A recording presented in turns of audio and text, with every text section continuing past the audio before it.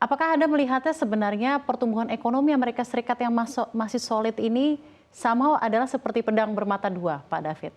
Karena suku bunga sudah dinaikkan begitu agresif oleh Jerome Powell dan koleganya untuk menahan inflasi, tapi di satu sisi pertumbuhan ekonomi Amerika Serikat masih begitu robust, employment rate juga ternyata tumbuh begitu baik. Kemarin ada dalam hal job, penciptaan kerja bulan September lalu juga melampaui target.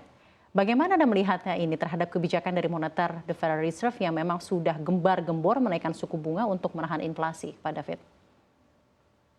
Ya, kelihatannya dari pernyataan-pernyataan dari anggota FOMC (Federal Open Market Committee) itu masih cukup hawkish ya. Terakhir pernyataan Jerome Powell juga masih menegaskan bahwa mereka masih akan melakukan kebijakan moneter ketat, paling tidak memastikan inflasi kembali ke target 2% ya. Jadi target inflasi jangka panjang Amerika.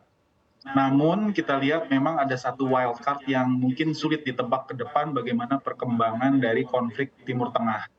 Jadi dampaknya ke harga minyak.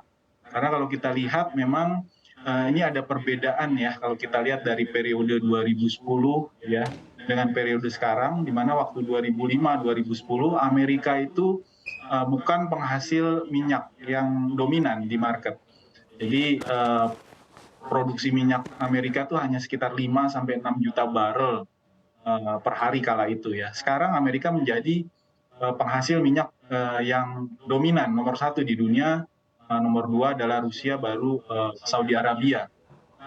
Di masa lalu itu selalu ada hubungan yang negatif antara pergerakan US dollar dengan minyak. Ya. Nah sekarang kalau kita lihat ada beberapa periode terakhir ini kita perhatikan ada pergerakan yang inline antara harga minyak dengan suku bunga Fed. Nah ini yang tentu sangat dikhawatirkan pasar, terutama pasar modal di emerging market ya, terutama untuk negara-negara yang bukan penghasil komoditas ya. Baik, Pak. Kalau kita lihat sekarang memang belum ada kenaikan untuk harga komoditas kita, tapi harga minyak sudah naik. Nah ini juga satu hal yang tentu diperhatikan pasar. Baik. Sabrina. Baik Pak David, terima kasih dan begitu menarik juga untuk insight yang tadi Anda sampaikan. Tapi kita ketahui Pak, FOMC ini akan dilakukan Oktober ini, akhir Oktober sampai 1 November. Bagaimana tanggapan Anda mengenai arah kebijakan The Fed untuk FOMC kali ini Pak? Maksudnya memang hawkish, tapi apakah memang akan ada peningkatan lagi sebesar 20 basis point seperti yang ada konsensus yang mengatakan tersebut, ataukah masih akan ditahan sampai nanti mungkin akhir tahun tetap ada keputusan untuk penaikan suku bunga? Ya, pasar yang bearish ini sebenarnya dipicu oleh ekspektasi bahwa Fed masih akan menaikkan suku bunga. Tapi terakhir memang kalau kita lihat di Fed Fund Futures, itu peluangnya masih di bawah 50% Fed akan menaikkan.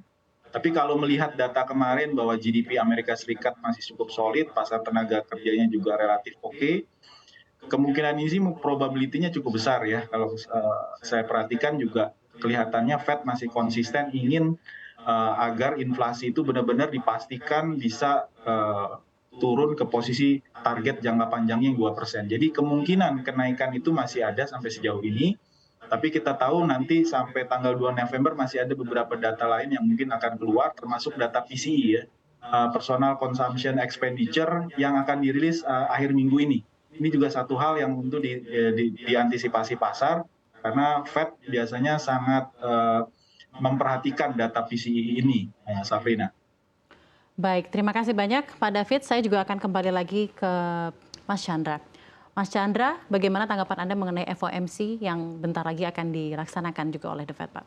Kalau untuk FOMC sih saya melihatnya memang masih ada kecenderungan untuk menaikkan suku bunga, tapi melihat di pertemuan awal November nanti saya melihatnya The Fed ini masih akan mempertahankan. Tapi melihat sekitar akhir tahun ini tersisa 2 bulan lagi, jadi ada kemungkinan naik di antara November atau Desember. Tapi melihatnya ketika melihat ada pelaku pasar melihat juga di November masih mempertahankan. Jadi kemungkinan untuk menaikannya di akhir tahun itu di Desember.